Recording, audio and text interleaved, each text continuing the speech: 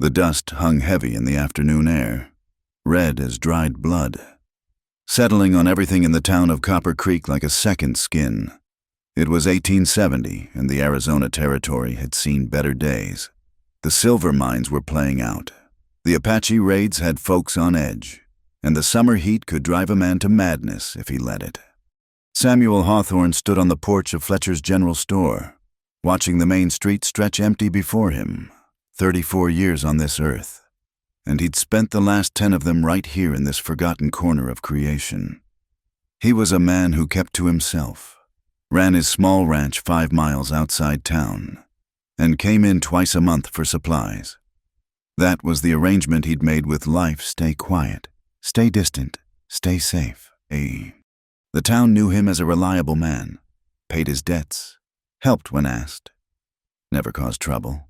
The kind of man who'd tip his hat to the ladies and nod to the men, but never lingered long enough for real conversation. Some said he'd lost a wife back east. Others figured he was running from something. Truth was simpler and more complicated. Both Samuel had learned early that wanting things you couldn't have only led to pain. "You heading back to the ranch, Sam?" Old Fletcher called from inside the store, his voice raspy from tobacco and age. "Soon enough," Samuel replied, his eyes fixed on the horizon where the sun was beginning its slow descent toward the jagged mountains. That's when he saw them 3 Apache warriors on horseback, moving along the ridgeline like shadows against the burning sky. The townfolk would panic if they noticed, but Samuel just watched. There was something in the way they moved, free and proud, that stirred something deep in his chest he'd long ago learned to ignore. "Best get inside," Fletcher muttered, following Samuel's gaze. "Them savages been getting bold lately." Samuel didn't answer.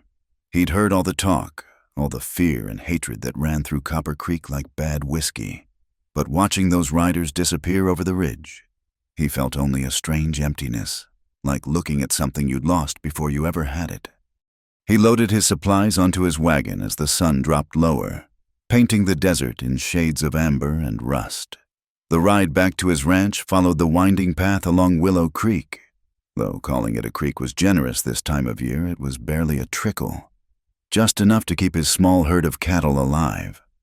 Samuel had made this journey 100 times, knew every rock and bend, but tonight something made him pull the horses to a stop about 3 miles from town.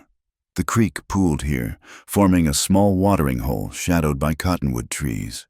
The air was cooler, and for a moment, the world felt less harsh. He climbed down from the wagon, leading his horses to drink. The silence was complete except for the gentle sound of water and the distant call of a hawk. This was why he'd come west, not for gold or glory, but for this silence that didn't ask questions or demand answers. Then he heard it, the soft splash of something entering the water upstream. Samuel's hand moved instinctively to the colt at his hip. Though he didn't draw, he moved carefully through the cottonwoods, each step measured and quiet. Through the branches, he saw him. An Apache warrior stood knee-deep in the pool, water running off bronze skin that caught the dying light like burnished copper. He was alone, his horse drinking at the pool's edge. The warrior's hair, long and black as midnight, was loose around his shoulders. Samuel had seen Apache before, but never like this, unguarded, almost peaceful. The warrior must have sensed him because he turned, slow and deliberate, dark eyes finding Samuel through the trees. For a heartbeat that stretched into eternity, they stood frozen. 2 men from different worlds caught in a moment neither had expected.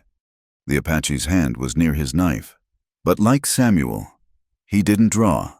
Instead, his lips curved into something that wasn't quite a smile, more like recognition of something unspoken. "You watch like a man who sees, but does not look," the Apache said in English, accented but clear. The words hit Samuel like cold water, unexpected and sharp. "I didn't mean to intrude," Samuel heard himself say, though he made no move to leave. "Yet you stay." The warrior's voice carried no threat, only observation. He moved through the water with a grace that made Samuel's chest tight. The white man's town is full of eyes that look but do not see. You are different. Samuel should have left then, should have backed away, climbed onto his wagon, and never thought about this moment again. But something in the warrior's gaze held him, not fear, not even curiosity exactly, but something deeper, recognition. Maybe of what he couldn't say. "People see what they expect to see," Samuel said quietly. The warrior tilted his head, studying him. "And what do you expect to see?" The question hung between them like dust in sunlight. Samuel found he had no answer, or perhaps too many answers. None of them safe to speak aloud. "I'm called Samuel," he said instead. "I am Naichi," the warrior replied. "Named for my grandfather, though I walk a different path than he did." The sun was nearly gone now, the sky bleeding purple and gold. Samuel knew he should go. Being caught here, talking to an Apache, would bring nothing but trouble. But his feet remained planted. "You crave something," Naichi said suddenly, his eyes never leaving Samuel's face. "I see it in how you stand, how you breathe, like a horse that smells water but fears to drink." The words were too close to truth, too dangerous. Samuel felt exposed, as if this stranger could see through skin and bone to the secrets he kept locked away. "We all crave something," Samuel managed. Naichi moved closer to the bank, water rippling around him. "Yes, but most men lie about what they hunger for. They say they want gold, land, power, but in the dark, alone, they reach for something else entirely." "And what is it you crave?" Samuel asked, the question escaping before wisdom could stop it. For the first time, Naichi's expression shifted, something raw flickering across his features. "Freedom," he said simply, "to be what I am without apology or explanation." He paused, then added words that would haunt Samuel through the coming nights. "You crave love, white man. I can smell it on you like sickness, but He stepped from the water, magnificent and terrifying in his certainty. "I crave something more dangerous. I crave you or men like you, men who stand at the edge of their world, looking out at mine." The admission hung between them like a blade. Samuel's breath caught, his heart hammering against his ribs. He'd heard the words he'd never dared think, spoken by someone who should have been his enemy. "That's—" Samuel started, but found no words to finish. "Forbidden, unnatural evil." Naichi pulled on his shirt, movements sharp. "Your people have many words for what they fear. My people have different words, but the fear is the same." The warrior moved to his horse, preparing to mount. Samuel wanted to speak, to say something that would make sense of this moment, but language failed him. "The moon will be full in 3 nights, Naichi said, looking back. "This place remembers those who come to it honestly." He swung onto his horse with fluid grace. "Perhaps it will remember you." Then he was gone, disappearing into the gathering darkness like smoke, leaving Samuel alone with the sound of water and the weight of words that had changed everything. Samuel stood there until full dark, his mind reeling. He'd built his life on staying safe, on wanting nothing that could hurt him. But in the span of minutes, a stranger had seen through all his careful defenses and spoken truths that set his blood on fire. The ride back to his ranch was a blur. The small adobe house felt different when he entered it, too small, too quiet, too much like a cage. He lit a lamp and sat at his rough wooden table, staring at his hands, working hands, honest hands, hands that had never reached for what they truly wanted.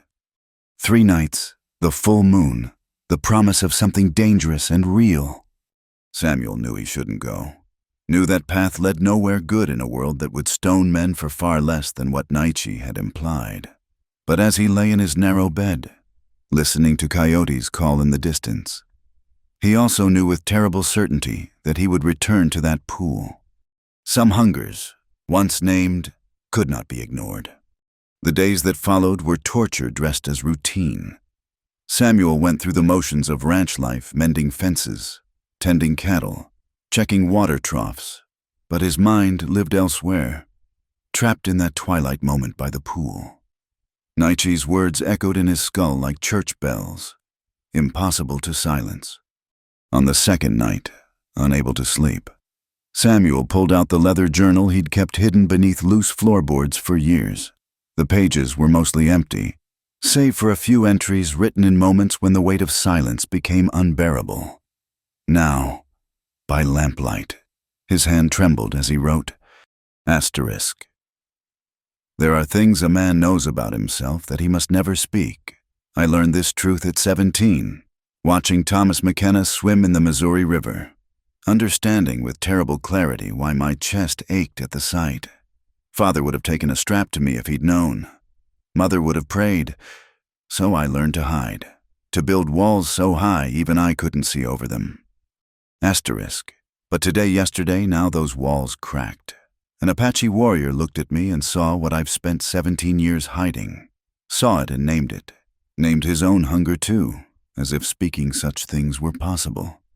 Asterisk, I should be terrified.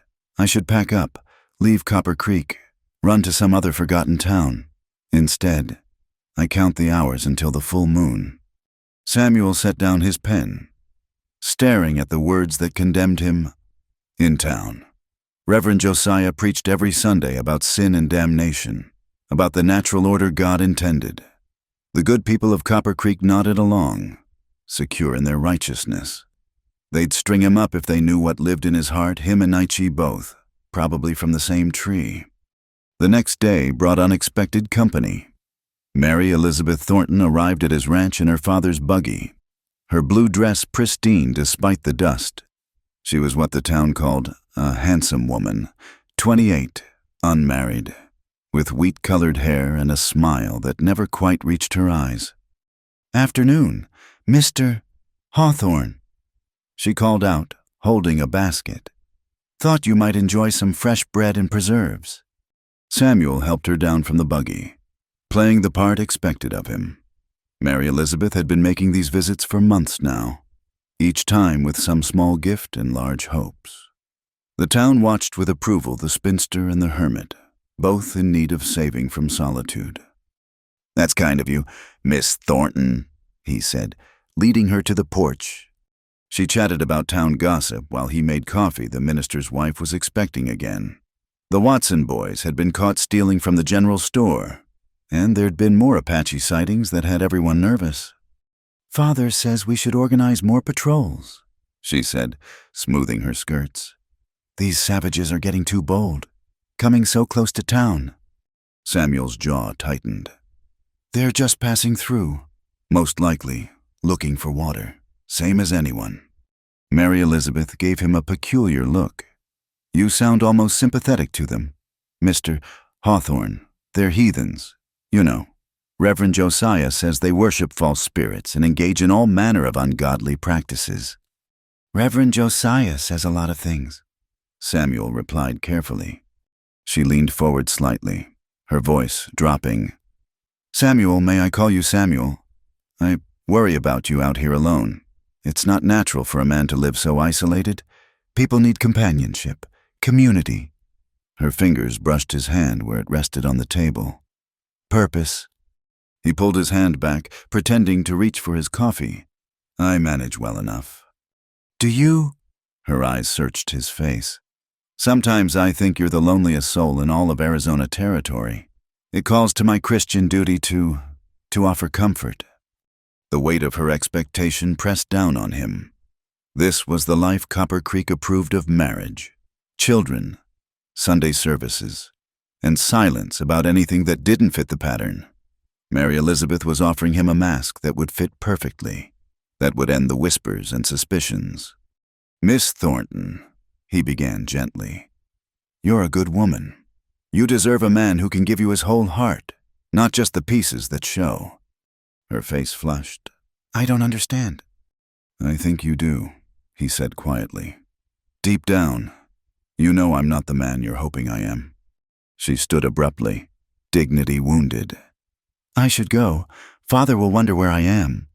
After she left, dust from her buggy still hanging in the air, Samuel sat on his porch and watched the sun sink toward evening. Tomorrow night, the full moon. The choice between safety and truth. That night, sleep came in fragments. He dreamed of water and bronze skin, of freedom that existed only in darkness, of a world where men could speak their hungers without fear. He woke with his heart racing, body covered in sweat despite the cool night air. Samuel rose and walked outside, where the nearly full moon painted the desert silver. Somewhere out there. Nietzsche moved through this same darkness. Did he wrestle with the same doubts? Did his people have words for men who loved wrong? Or was that particular cruelty reserved for civilization? He thought about his father, dead 5 years now, who'd beaten him bloody the day he'd caught Samuel staring too long at the hired hand. "I'll beat the devil out of you, boy." He'd sworn, and he'd certainly tried. Samuel had learned to hide better after that, learned to walk the narrow path that kept him safe. But safety was just another word for slowly dying, wasn't it? The next day crawled by with agonizing slowness. Samuel found himself standing at the eastern edge of his property, looking toward the creek, toward the pool, toward a future he couldn't quite imagine. As the sun began its descent, he made his choice. He saddled his horse, a steady mare named Buttermilk, and packed his saddlebags with things he might need: water, food, a blanket. His hands shook as he checked his revolver, though he couldn't say whether from fear or anticipation. The ride to the pool seemed both endless and too quick. Each hoofbeat carried him further from the safe life he'd built and closer to something unknown. The full moon was rising as he reached the cottonwoods, painting everything in sharp contrasts of silver and shadow. He dismounted, tying Buttermilk to a tree, and walked toward the water. His boot caught a root and he stumbled, catching himself against rough bark. When he looked up, Nietzsche was there, standing at the pool's edge like he'd materialized from moonlight itself. "You came," the Apache said simply. "Did you doubt?" "Yes." Nietzsche moved closer, his face unreadable in the silver light. "Your world has teeth, white man. It bites those who step outside its boundaries." "So does yours, I imagine." Nietzsche's laugh was bitter. "My world is nearly gone, crushed beneath army boots and reservation boundaries. What remains has no room for men like me." He paused, studying Samuel's face. "Why did you come?" Samuel struggled for words. How could he explain 17 years of suffocation, a lifetime of wearing masks that never quite fit the exhaustion of constantly watching himself, measuring every gesture, every glance, every word? "Because you saw me," he finally said. "The real me, not the shadow I show the world. And you didn't turn away." "Turning away would require me to deny my own nature." Nietzsche replied, "I have lost too much already: my father to soldiers, my brother to whiskey, my mother to grief. I will not lose myself as well." They stood there, 2 feet apart, the space between them electric with possibility and danger. Samuel could hear his heartbeat, loud as thunder in his ears. "The town would hang us both," Samuel said. "Your people and mine together, united in their hatred." "Then we are already brothers in our crimes." Nietzsche stepped closer, close enough that Samuel could feel the warmth radiating from his body. "Tell me, Samuel of Copper Creek, what frightens you more, dying for who you are, or living as someone you're not?" The question hung between them like a challenge. Samuel thought of Mary Elizabeth's disappointed face, of Reverend Josiah's sermons, of his father's fists, of all the ways the world had tried to reshape him into something acceptable. "I've been living as someone else so long," he admitted. "I'm not sure I know who I really am anymore." Nietzsche's hand rose, hovering near Samuel's face without quite touching. "Then perhaps it is time to remember." The moon climbed higher, and still they stood there, caught between worlds, between choices, between the men they were expected to be and the men they truly were. Samuel felt as if he stood at the edge of a cliff, one step away from falling or flying. "3 nights, you said," Samuel whispered. "Why 3 nights?" Because courage needs time to grow. Nietzsche replied, and because the moon understands secrets, it shows a different face each night, yet remains itself. We could learn from such wisdom. Somewhere in the distance, a coyote howled, and others answered, their chorus wild and free. Samuel envied them their simplicity, their ability to cry out their needs without shame. I should go, Samuel said, though he made no move to leave. Yes, Nietzsche agreed, also standing still. We both should. But neither moved, and the moon continued its journey across the star-filled sky. Witness to two men discovering that some hungers, once acknowledged, demanded to be fed. They met again 3 nights later, when clouds obscured the stars and the air smelled of coming rain. Samuel had spent the days between in a fevered state, going through motions of normalcy while his mind lived by that moonlit pool. This time, Nietzsche had built a small fire in a sheltered grove upstream, hidden from any eyes that might wander. Sit, Nietzsche said, gesturing to a blanket spread near the flames. Tonight, we speak truths. Samuel lowered himself down, aware of every movement, every breath. The firelight danced across Nietzsche's features, painting him in gold and shadow. Between them lay dried meat, flatbread, and a leather flask that Nietzsche pushed toward him. Mescal, Nietzsche explained. For courage, or for forgetting, your choice. Samuel took a drink, the liquid burning down his throat. Tell me about your world, he said, the one that's disappearing. Nietzsche stared into the fire for a long moment. I was born in the Dragoon Mountains, before the treaties, before the reservations. My father was a war chief, my mother a medicine woman's daughter. I should have followed my father's path, warrior, protector, keeper of our ways. His voice carried old grief. But even as a boy, I knew I was different. How? My uncle noticed first. He saw how my eyes followed the young warriors, how I had no interest in the girls brought before me. He tried to beat it out of me, said I brought shame to our blood. Nietzsche's laugh was hollow. Then the soldiers came, and we had bigger shames to worry about. Samuel understood the weight of those words. My father tried the same, said he'd make a proper man of me if it killed us both. Did he succeed? He made me into someone who could hide. That's a kind of man, I suppose. They sat in comfortable silence, passing the flask between them. The fire crackled, sending sparks into the darkness. Samuel found himself studying Nietzsche's hands strong, scarred, elegant in their movements. I fought in the war, Nietzsche continued. Not your war between blue and gray, but our war for survival. I've killed men. Samuel, soldiers who came to take our land, settlers who slaughtered our women and children. He met Samuel's eyes.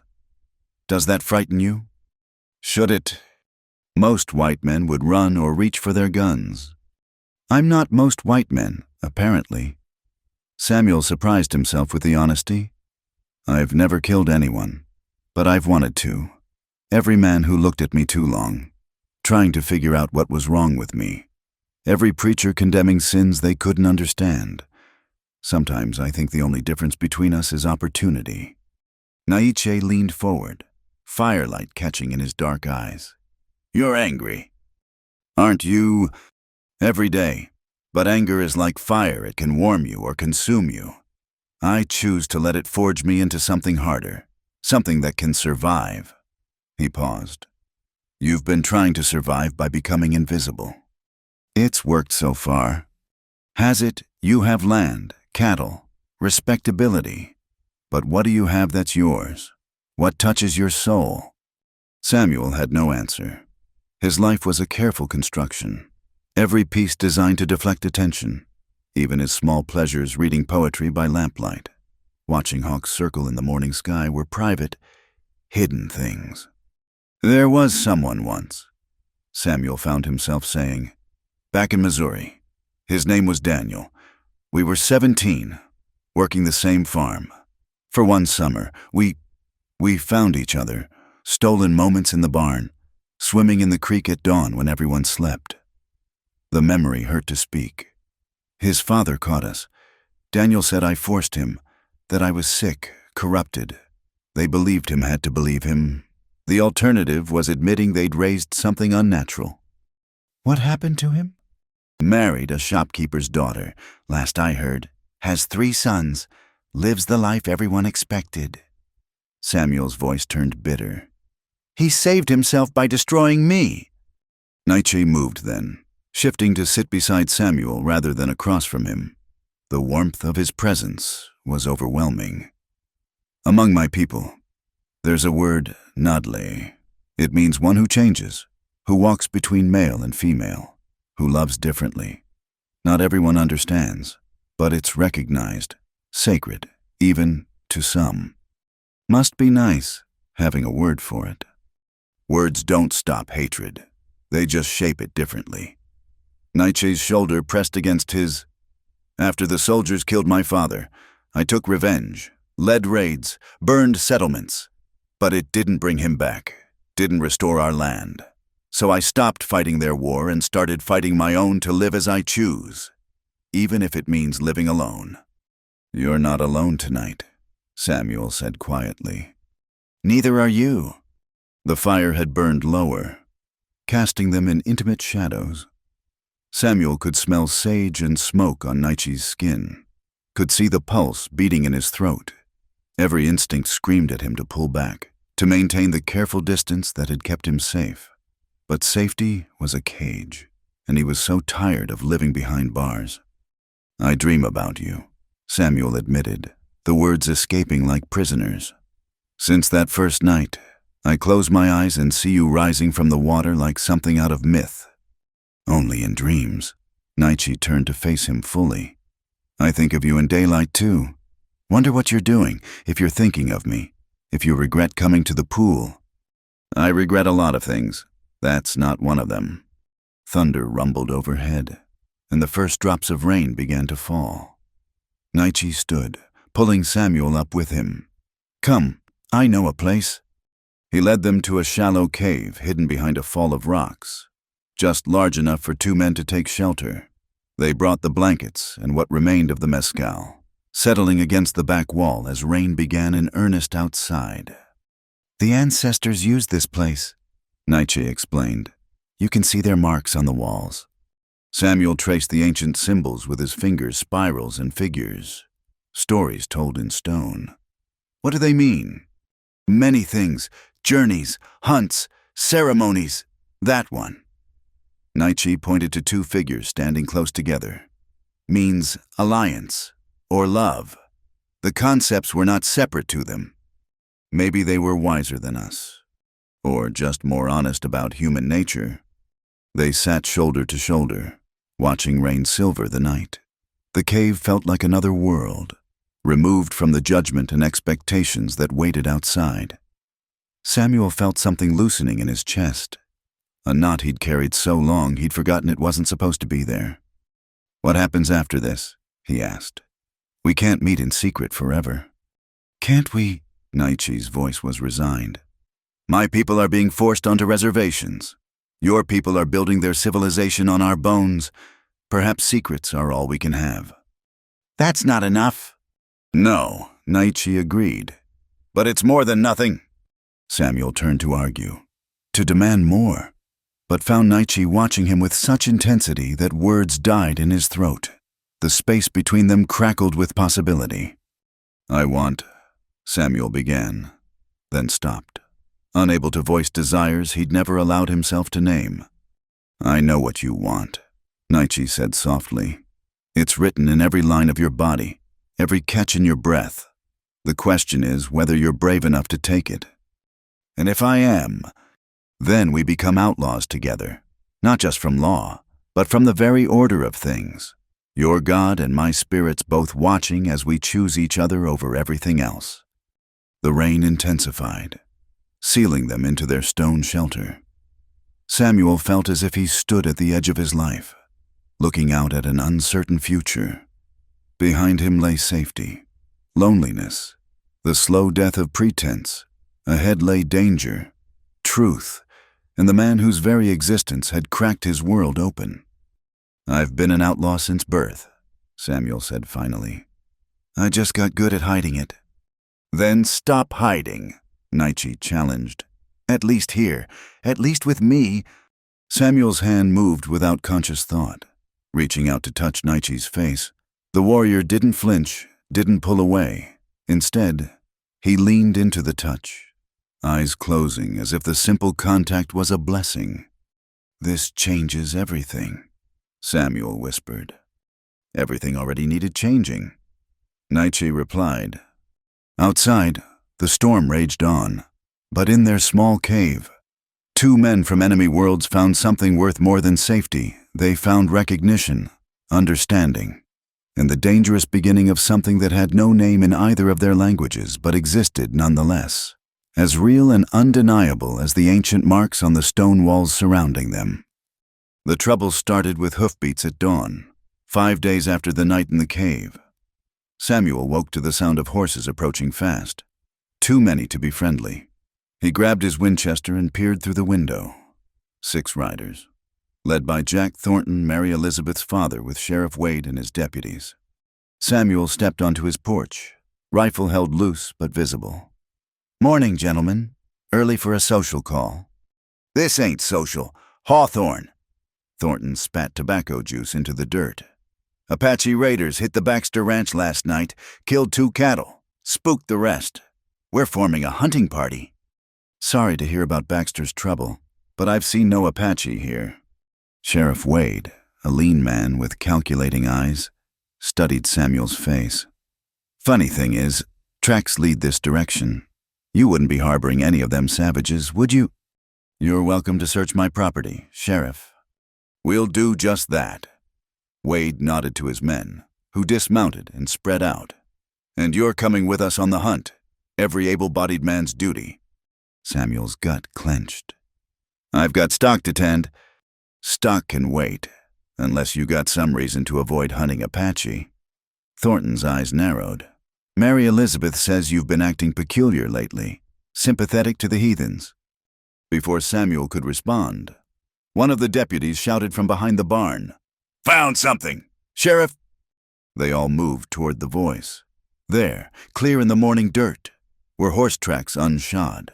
Apache ponies. Samuel's blood ran cold. The tracks were fresh, maybe an hour old. "Well, well," Wade drawled. "Seems they've been watching your place." "Hawthorne, question is why?" Samuel forced his voice steady. "Maybe scouting for water. Creek runs through my land. Or maybe—" Thornton stepped closer. "You've been trading with them. Heard of white men who sell guns to the savages for gold. Search my place. You'll find no extra gold, no missing guns." Wade held up a hand. "No need for accusations yet, but you're definitely riding with us now. Get your horse." Samuel had no choice. As he saddled Buttermilk, his mind raced. Those tracks could only be Nietzsche's. Why had he come so close to the ranch, and where was he now? The hunting party grew as they rode, other ranchers and townsmen joining until they were 20 strong. They followed the tracks north, toward the canyon lands where the Apache often sheltered. Samuel rode in the middle of the group, every nerve screaming danger. Around midday, they found evidence of a campfire circles, bones from a recent meal. Tom Baxter, still furious about his cattle, kicked at the remains. "Probably eating my beef right now. The thieves." "Trail splits here," one of the trackers announced. Main group went west, but 2, maybe 3 riders headed into Devil's Canyon. "We split up then," Wade decided. "Thornton, take half the men west. I'll take the rest into the canyon." Samuel tried to go with Thornton's group, but Wade called him out specifically. "You're with me. Hawthorne? Want to keep an eye on you." Devil's Canyon was a maze of red rock and narrow passages, perfect for ambush. The men rode single file, weapons ready. Samuel's heart hammered as they went deeper, knowing Nietzsche often hunted in these lands. They were 3 miles in when it happened. A shot rang out, echoing off the canyon walls. Deputy Collins fell from his horse, clutching his shoulder. "Take cover!" Wade shouted. More shots came from above. Samuel dove behind a boulder, seeing muzzle flashes from the rim. The Apache had the high ground, perfect positioning. But something was wrong. The shots were deliberately missing, hitting rocks and dirt rather than men. Then Samuel saw him. Naichi, moving along the canyon rim like a shadow. Their eyes met for an instant, and Naichi's hand moved in a subtle gesture. "Go back." "They're trying to pin us down," Wade yelled. "Morrison, take 3 men and circle around. Rest of you, covering fire." Samuel fired his rifle high, deliberately missing. But Morrison's group was already moving, and he realized with horror they'd trapped Naichi and whoever was with him. A young Apache warrior appeared on the rim, bow drawn. Before Samuel could shout a warning, 3 rifles cracked. The warrior tumbled down the cliff face, landing with a sickening thud. "Got one," Baxter whooped. Naiche's anguished cry echoed through the canyon. He appeared fully now, rifle raised, no longer shooting to miss. His shot took Morrison's hat off, sending the man scrambling for cover. "There on the rim," Wade pointed. Samuel made a split-second decision. As the others aimed at Naichi, he fired his rifle wildly, deliberately spoiling their shots. "They're over there too," he shouted, pointing in the opposite direction. In the confusion, Naichi vanished, but more Apache appeared, 5 warriors, painted for war. The canyon erupted in gunfire. Samuel stayed low, shooting only when necessary, aiming to miss when he could. Then he heard Thornton's group returning, drawn by the gunfire. The Apache were about to be trapped between 2 forces. A warrior dropped near Samuel, not shot, but his horse struck. The man rolled behind the same boulder, knife drawn, eyes wild with battle fury. They stared at each other, predator and prey unclear. "Go!" Samuel hissed. "Now! They're coming from the west!" The warrior's eyes widened in surprise. Then, understanding, he whistled sharply a signal. The Apache began retreating, laying down covering fire as they withdrew deeper into the canyon. "After them," Wade commanded. But the canyon had become a death trap. Rocks began falling from above the Apache were triggering small avalanches. The posse's horses reared and panicked. "Pull back," Wade finally ordered. "Pull back."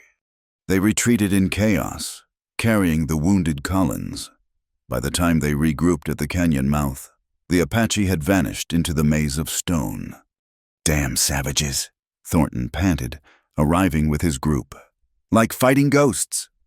"We got one at least," Baxter said, but his earlier enthusiasm was gone.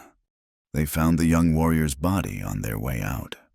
Samuel forced himself to look away from the boy's face. He couldn't have been more than 16. Naichi's cry of anguish echoed in his memory. Brother, cousin, friend.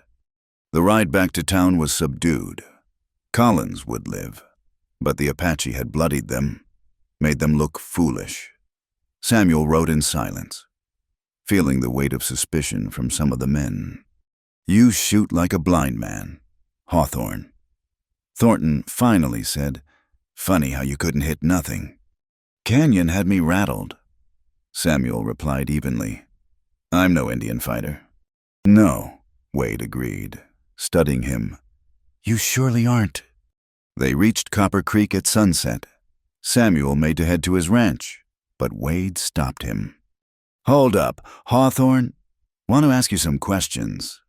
"About what?" "About how those Apache knew exactly where to ambush us. About how they seemed more interested in scaring us off than killing us. About a lot of things that don't add up." Samuel met his gaze steadily. "Are you accusing me of something, Sheriff?" "Not yet, but I'm watching you.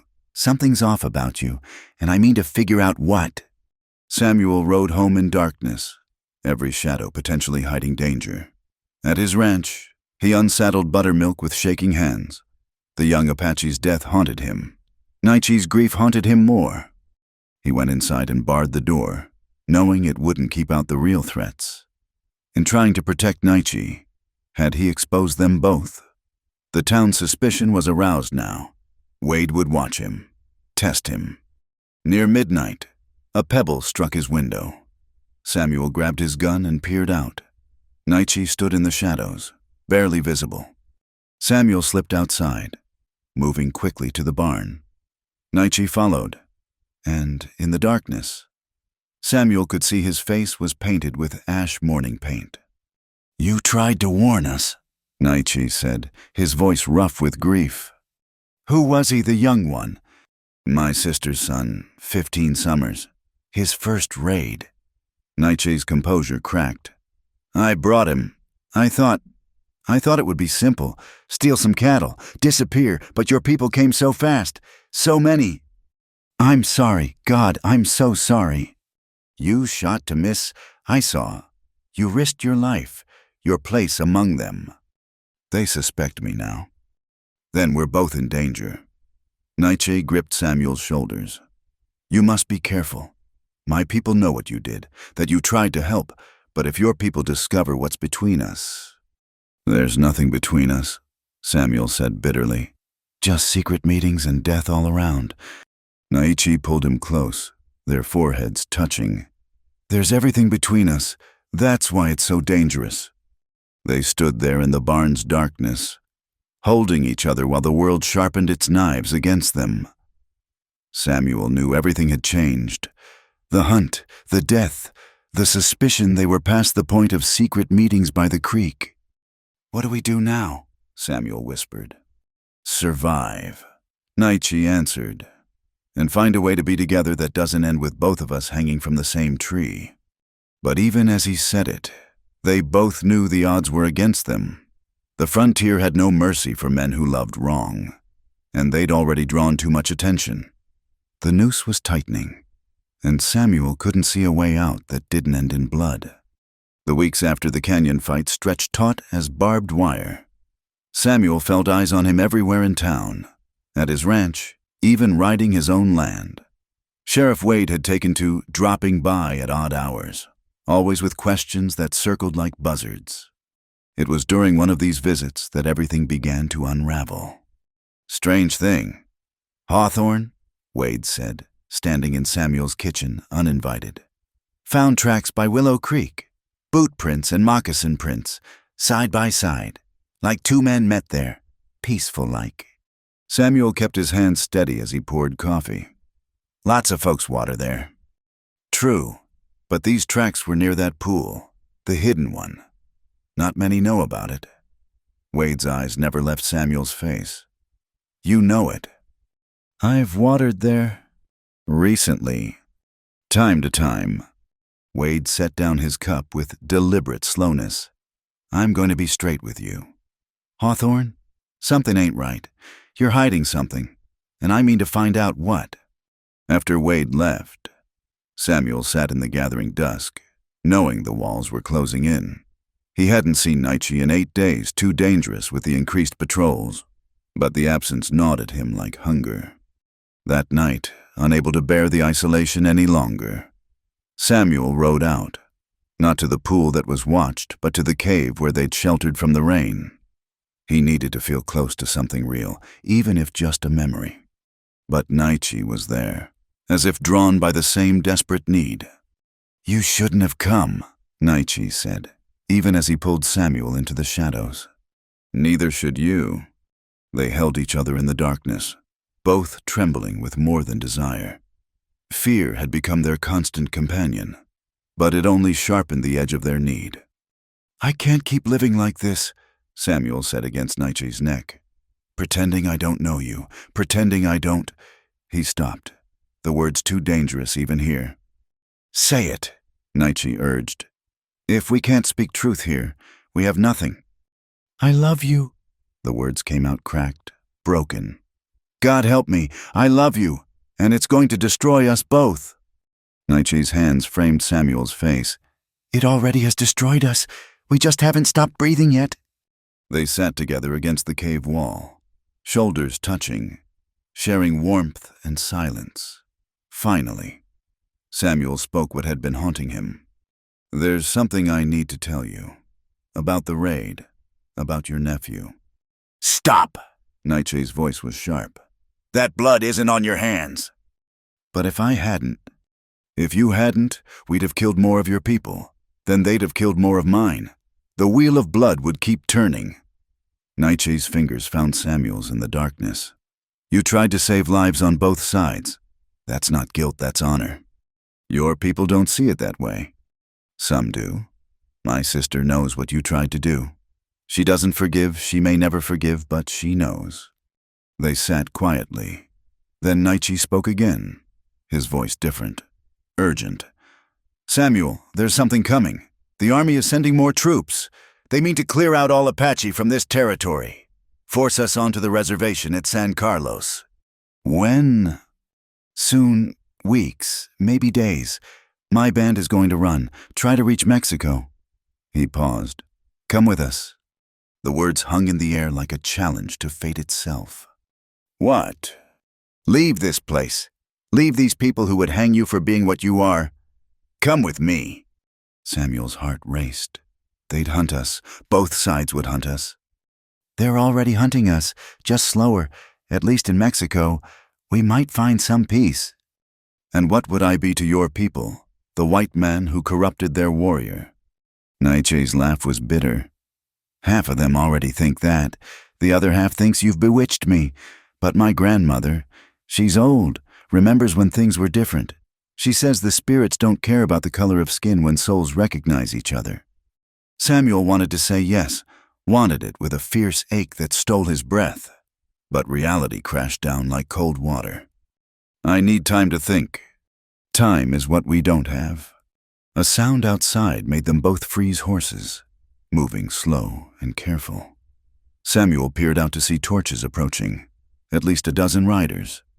They followed me. Samuel breathed. Or me. Nietzsche checked his rifle. Either way, we're trapped. No, Samuel thought quickly. There's another way out, through the back, but they'll see us once we're in the open. Unless they're distracted. Nietzsche started toward the cave mouth. Samuel grabbed his arm. What are you doing? Giving you a chance. They want an Apache to blame, I'll give them one. That's suicide. That's love, Nietzsche corrected. And before Samuel could stop him, he was gone. Samuel heard Nietzsche's war cry echo off the rocks, heard the shouts of the riders, the crack of rifles. Every instinct screamed at him to follow, to fight beside the man he loved. But Nietzsche had given him a chance, and wasting it would make the sacrifice meaningless. He slipped out the back of the cave, moving through shadows as Nietzsche had taught him. Behind him, the gunfire intensified. He reached Buttermilk, hidden in a grove, and rode hard for his ranch, his heart tearing with every hoofbeat that carried him away. At his ranch, Samuel grabbed what he could money, ammunition, his journal. He was writing a hasty letter to deed his land to the church when horses thundered into his yard. Sheriff Wade entered without knocking, gun drawn. Going somewhere. Hawthorne. Just getting things in order. Funny thing, we were chasing an Apache, had him cornered, then he just vanished, like smoke, but we found something interesting in that cave. Wade tossed something on the table, Samuel's pocket knife, the one his father had given him, lost weeks ago in the cave. That's mine, Samuel said simply. No point in denying it. I know. Question is, what was it doing in an Apache hideout? Wade stepped closer. You've been meeting with them. Haven't you trading information? That's how they knew about our patrol routes. You have no proof of that. Don't need much proof for a hanging out here. Wade studied him. But I'm curious about something else. See, Mary Elizabeth Thornton. She's got a broken heart. Says you rejected her for no earthly reason. Then there's how you look when someone mentions that Apache warrior, the one who leads their raids, like a man who's seen a ghost. Or maybe something else. Samuel stayed silent, knowing words would only dig his grave deeper. Wade continued.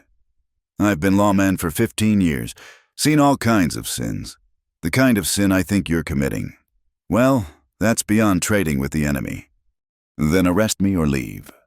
Oh, I'm not arresting you. Not yet. Wade holstered his gun. See, I want that Apache. The one you've been meeting. You're going to help me catch him." "I don't know what you're talking about." Wade backhanded him, sending Samuel sprawling. "Don't lie to me, boy. I know sickness when I see it. You're going to send a message to your Apache friend. Tell him to meet you at the pool tomorrow night. We'll be waiting. And if I refuse, then I'll tell everyone in town exactly what kind of man you are. They'll tear you apart, and I won't lift a finger to stop them. But if you help me, you can leave after go east-west. To hell for all I care, but you'll go alive." Samuel wiped blood from his mouth. "You're asking me to betray." "I'm asking you to choose between your perversion and your life. Though, honestly, I don't much care which you pick. Either way, this territory gets a little cleaner." Wade left 2 deputies to watch the ranch. Samuel sat at his table, staring at the knife that had condemned him. Through his window, he could see the first light of dawn painting the mountains red as blood. He thought of Naichi's face in the darkness, of his words, "That's love." He thought of the choice Wade had given him, betray the man he loved or face the mob's justice. Samuel picked up his pen and began to write. Not the message Wade wanted, but something else, a confession, a testament, a love letter to a world that would never understand. The truth, finally, without masks or shame. As he wrote, he made his decision. He would go to the pool tomorrow night, but not to betray Naichi. To warn him, to say goodbye, to choose love over life, if that's what it came to. The deputies watched him all day, but they couldn't see into his heart where revolution was brewing, where a man who'd spent his life hiding was finally ready to stand in the light, no matter how briefly it might shine before the darkness claimed him. The night came wrapped in clouds that obscured the stars, as if the sky itself sought to hide what was about to unfold. Samuel rode to the pool with Wade's deputies flanking him, their presence a mockery of protection. Behind them, hidden in the darkness, Wade and 8 more men followed at a distance. "Remember, Hawthorne," Deputy Mills said as they neared the cottonwoods. "You signal when he shows. Try anything else, and Wade will put a bullet in you himself." Samuel dismounted at the familiar grove, his movements mechanical. The pool reflected the sliver of moon that broke through the clouds, and memories flooded him, that first meeting. Naichi rising from the water like something born of the elements themselves. "Get on with it," Mills hissed, taking position behind a boulder. Samuel walked to the pool's edge and built a small fire, the signal they'd always used. Then he waited, every muscle tense, knowing Naichi would come. He always came. An hour passed. Then, soft as wind through grass, Naichi emerged from the shadows. He moved cautiously, rifle in hand, sensing the trap but coming anyway. "Samuel," he said, and that single word carried everything love, concern, resignation. "You shouldn't have come," Samuel said, loud enough for the hidden men to hear. But his eyes said something different. His hand moved to his chest, then pointed to the rocks where Wade waited, an old cavalry signal Naichi would recognize danger. That direction. Naichi's expression didn't change, but his grip shifted on his rifle. "You called. I came. That's what we do for each other." "It's over," Samuel said, stepping closer. "They know. About us. About everything." "Then why are you here?" "To say goodbye. To tell you to run. To—" Samuel's voice broke. "To tell you the truth, finally, without fear." He saw Wade starting to move, saw rifles being raised. Time was running out. "I love you," Samuel said clearly, loudly, letting the words ring through the night. "I love you, and I'm not ashamed anymore. They can hang me for it, but they can't make it untrue." "Foolish white man," Naichi whispered, but his eyes were bright with unshed tears. "Beautiful, foolish man." "Now," Wade roared, and men erupted from hiding. But Samuel had already moved, throwing himself at Naichi, knocking him sideways as rifles cracked. They rolled behind a fallen cottonwood as bullets shredded bark above their heads. "You betrayed me," Samuel shouted for Wade's benefit, even as he pressed his pistol into Nietzsche's hand. "Take it. 3 shots left." Nietzsche understood immediately.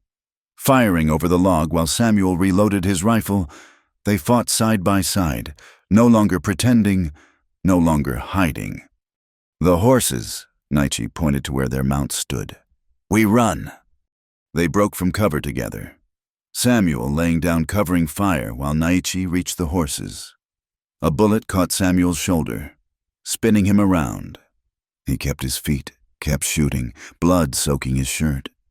Nietzsche pulled him onto buttermilk, swinging up behind him. They rode hard as bullets whined past. Samuel slumped forward, Nietzsche's arms around him, keeping him in the saddle. But Wade had planned for this. More riders appeared ahead, cutting off their escape. They were forced up into the rocks, climbing higher as their pursuers closed in. They dismounted at a narrow ledge, backs to a cliff face. Below them, torches moved like angry fireflies as the posse surrounded their position. "Give up. Hawthorne," Wade called. "You're trapped." Samuel leaned against the rock, hand pressed to his bleeding shoulder. Nietzsche tore strips from his shirt, binding the wound. "Can you climb?" Nietzsche asked. With one arm in the dark, Samuel managed a weak laugh. "I can barely stand." "Then we fight." "We'll die." "Yes." Nietzsche cupped Samuel's face. "But we'll die as ourselves. No more masks, no more hiding." Samuel pulled him close with his good arm. "That's enough. That's everything." They kissed then, there on the ledge with death closing in, and it was desperate and sweet and final. When they pulled apart, Samuel saw acceptance in Nietzsche's eyes, and something else, peace. "I need to tell you," Samuel said urgently. "These weeks, these stolen moments, they were worth a lifetime of safety.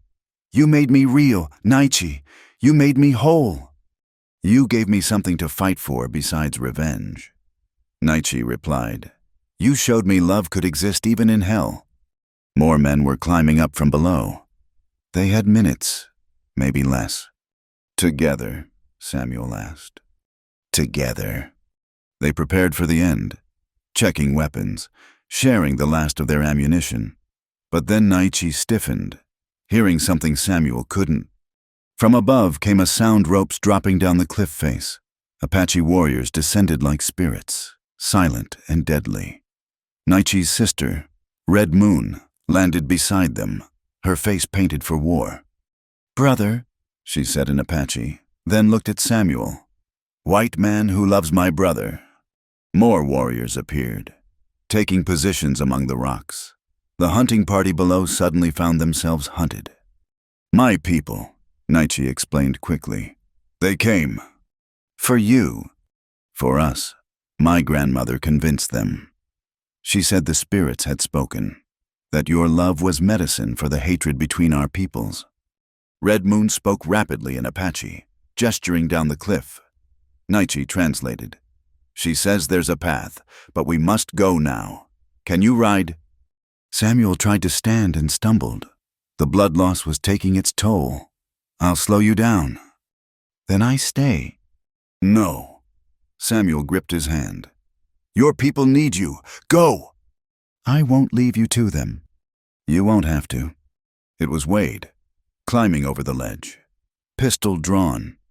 He was alone, having outdistanced his men. His gun pointed at Samuel, then swung to Nietzsche. "Abomination!" he spat. "Both of you!" Samuel moved without thinking, stepping between Wade and Nietzsche. The gun went off. Pain exploded through Samuel's chest, dropping him to his knees. "No!" Nietzsche's cry echoed off the rocks. His knife flew true, catching Wade in the throat. The sheriff toppled backward off the ledge. His scream cut short.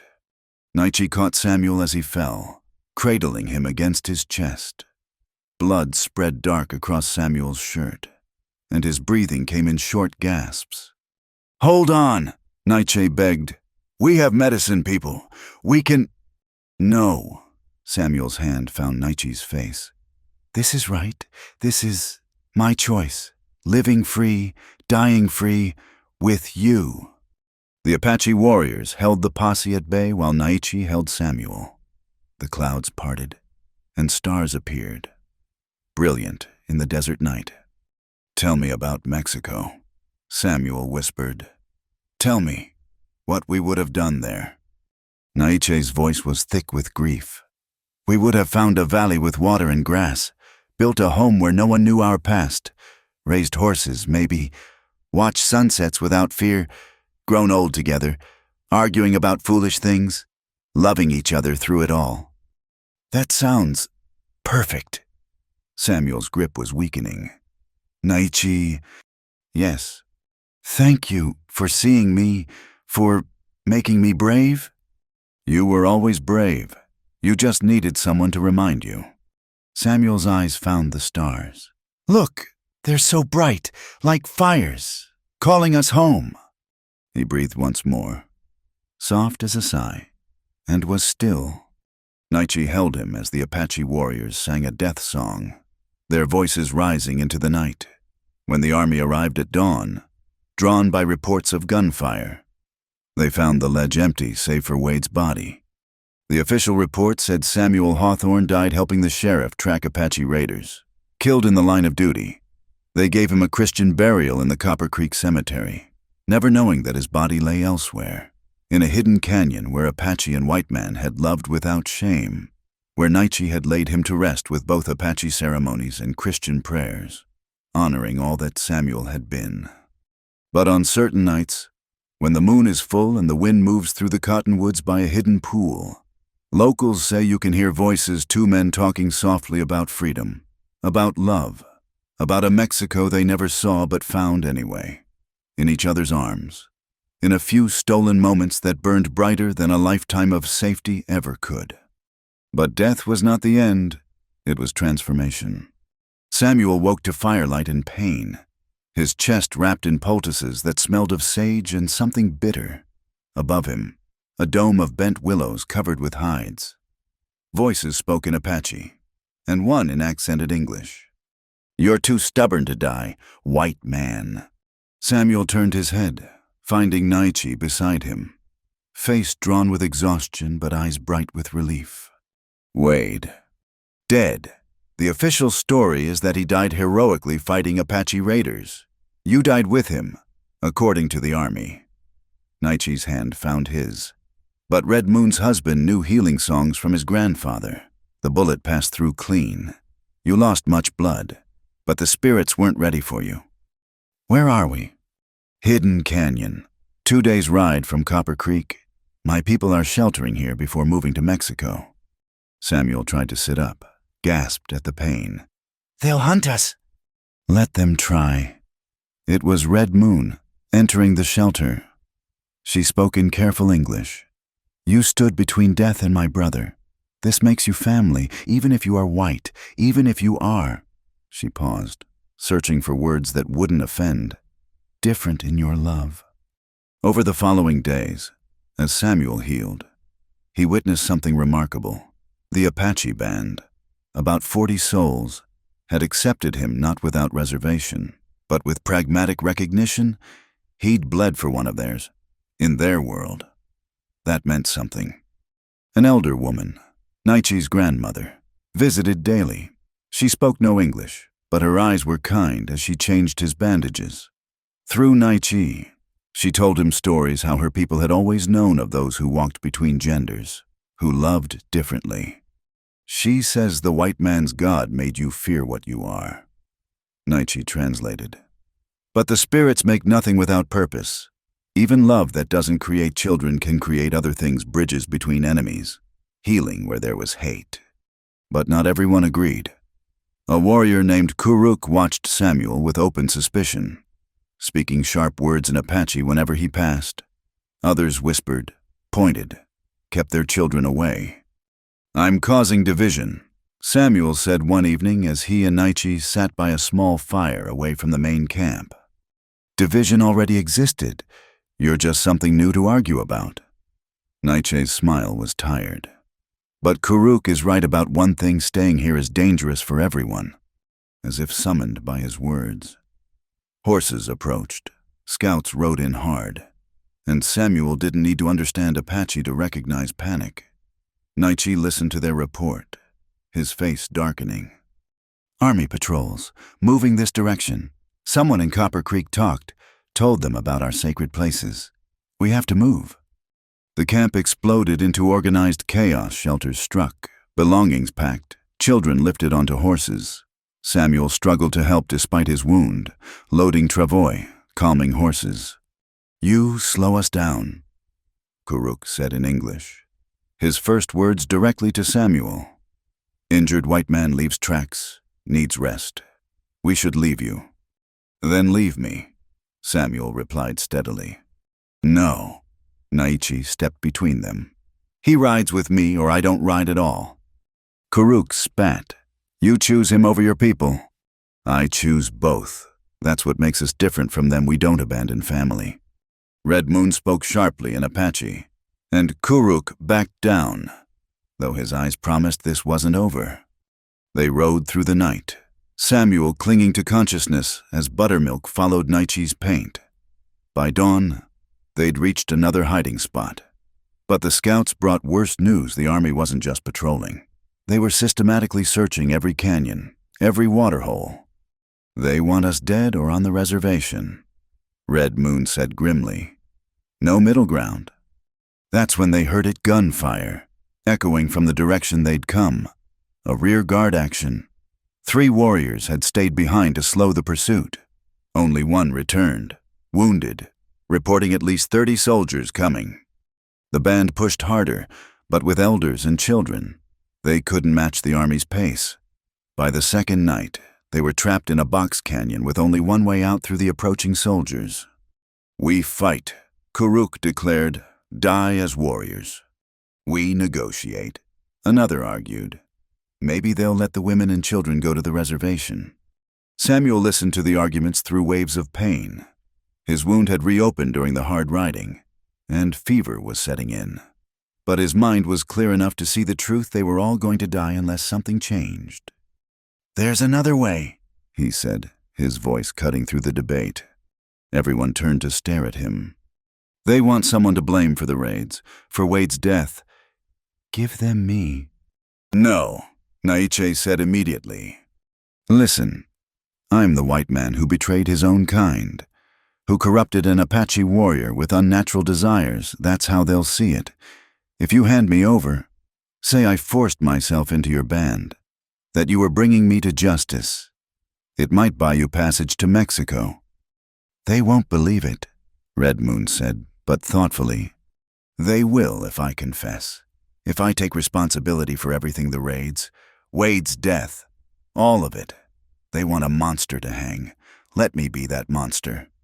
Kuruk laughed bitterly. The white man wants to be a hero. No, Samuel corrected. I want my family to live. The word family in his mouth silenced them. Even Kuruk looked away. Naichi grabbed his shoulders. I won't let you sacrifice yourself. You did the same for me at the pool. Let me return the gift. That was different.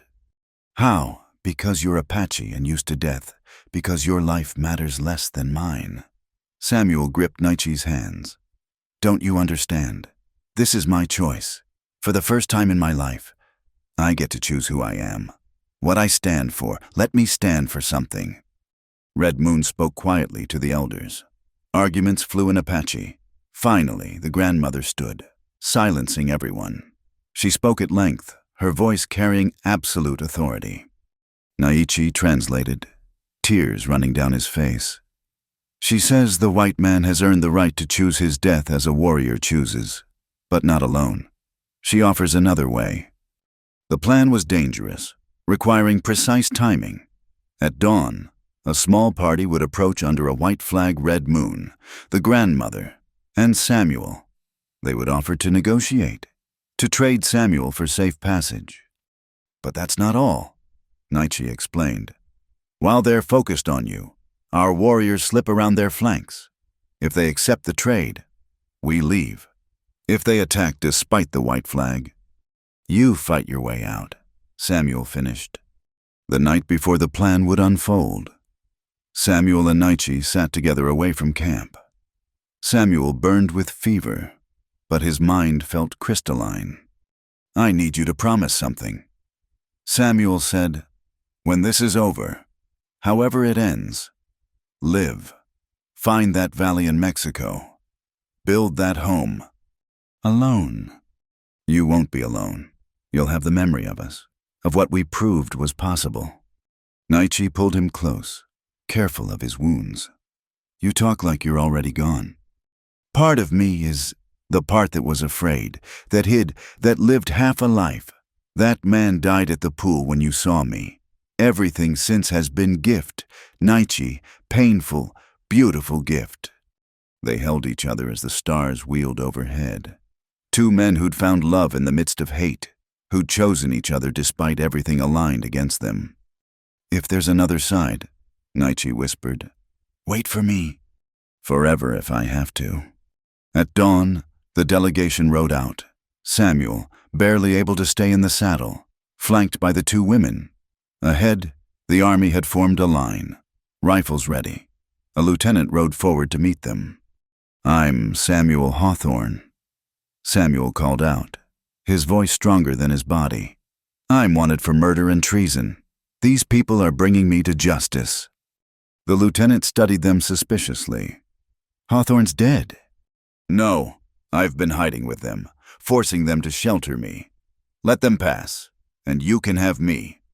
Behind the army lines, Samuel saw movement Apache warriors, ghosts in the morning light, moving into position. Everything depended on the next few moments. The lieutenant was young, uncertain. I need to consult my commander. Then consult, Red Moon said sharply.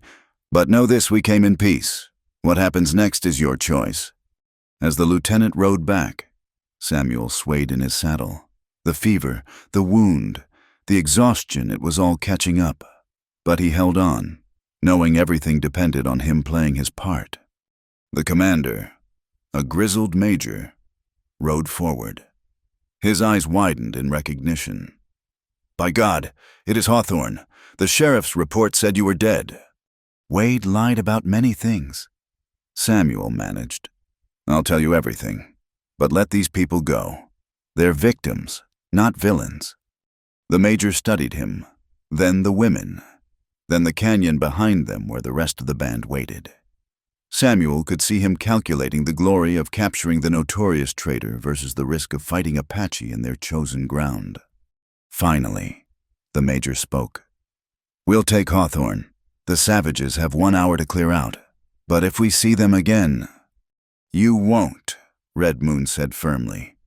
They untied Samuel from his horse. As the soldiers took him, he looked back once. Nietzsche stood at the canyon mouth, too far to see clearly, but Samuel could feel his presence like a physical thing. Go, Samuel whispered. Live. And they did. The Apache band vanished into the desert, leaving Samuel to face judgment. But he faced it with a smile, knowing that somewhere, heading for Mexico, rode a man who carried their love like a torch into the future. Proof that even in the harshest land, under the cruelest circumstances, two souls could recognize each other and choose love over fear. The story wasn't over, but this chapter was ending, written in blood and tears and desperate courage. The trial was a foregone conclusion. But Samuel used every moment as testimony. Standing in the makeshift courtroom in Fort Buchanan, shackled but unbowed, he spoke truths that made the officers shift uncomfortably. He confessed to helping the Apache, to loving one of them, to choosing loyalty to his heart over loyalty to his race. You stand there in judgment, he told the tribunal, his voice steady despite the fever still burning in his blood. But what you're really judging is love itself. And love, gentlemen, recognizes no borders, no colors, no uniforms. They sentenced him to hang at dawn, 3 days hence. In his cell, Samuel wrote constantly, filling pages with their story. The guard, a young private named Collins, smuggled him extra paper in exchange for tales of the Apache. Were they really savages? Collins asked one night. They were people, Samuel replied, capable of cruelty and kindness. Just like us. The only difference is we won, so we get to write the history. On his last night, Samuel had an unexpected visitor, Mary Elizabeth Thornton, dressed in black, her face drawn with conflicting emotions. I had to see for myself, she said, to understand what could make a man choose that over a normal life. Sit, Samuel offered, gesturing to the single stool. She sat stiffly, hands folded. They say you loved him, the Apache. I did, I do. How could you love something so unnatural? Samuel studied her face, seeing past the judgment to the pain beneath. The same way you loved me, Mary Elizabeth, without choosing to, without meaning to. Love happens. The only choice is whether we honor it or deny it. But it's wrong. The Bible says many things. Love thy neighbor, judge not, do unto others. He leaned forward. Tell me, in all your years of proper courtship, of doing what's expected, have you ever felt even a fraction of what I felt with him? Her composure cracked. That's not fair. No, it's not. None of this is fair, but it's true. She stood to leave, then paused. He's dead, you know. Your Apache, killed trying to cross into Mexico. The patrol that caught him said he fought like a demon, took 3 soldiers with him. Samuel felt the words like physical blows, but he kept his face calm. You're lying. Am I? Would that make it easier? She pulled a piece of paper from her pocket. The commander thought you should see this. They found it on his body. With trembling hands, Samuel unfolded the paper. It was a piece of hide. Painted with symbols, he recognized the ones from the cave wall. Alliance, love. At the bottom, in charcoal, Nietzsche had written in English, wait for me. Mary Elizabeth left him crying, the first tears he'd shed since his capture.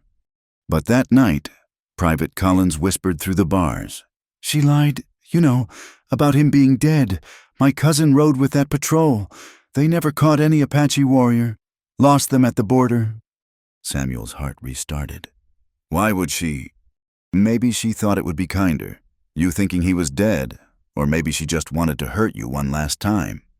Collins slipped him one more sheet of paper. For your last letter, Samuel wrote through the night.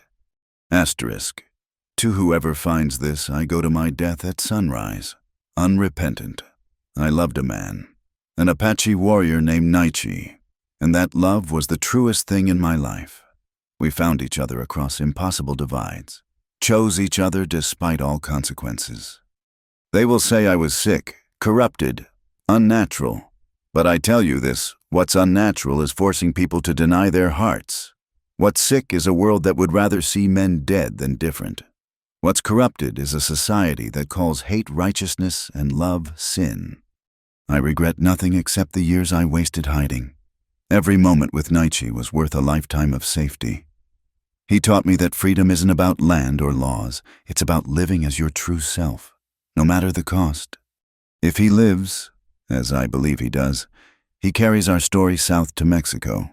Perhaps he'll find that valley with water and grass. Perhaps he'll think of me when the sun sets behind the mountains. Perhaps love transcends even death. To those who come after, who feel as we felt, who love as we loved, be braver than I was. Don't wait 34 years to live. Don't let fear steal your truth. The world changes slowly, but it changes. Maybe someday, men like us won't have to choose between love and life. Remember us not as villains or victims, but as men who loved. Samuel Hawthorne, July 15th, 1870 asterisk. At dawn, they led him to the gallows. The entire fort turned out, along with civilians from nearby settlements. Samuel walked steadily, though his wound still pained him. He'd refused the hood, wanting to meet death with open eyes. As they positioned him on the trap door, he scanned the crowd. There, at the very edge, barely visible in the morning shadows, a familiar figure sat mounted on a paint horse. Their eyes met across the distance, and Naichi raised his hand slightly, a farewell, a promise. "Any last words?" the major asked. Samuel never looked away from that distant figure. "Yes, love is the only rebellion that matters. Everything else is just noise." The lever was pulled. The crowd gasped, but Samuel was already gone, his spirit racing across the desert toward a figure on a painted horse, toward a valley with water and grass, toward a freedom that no rope could deny. They buried him in the fort cemetery, but Private Collins swore the grave was empty the next morning.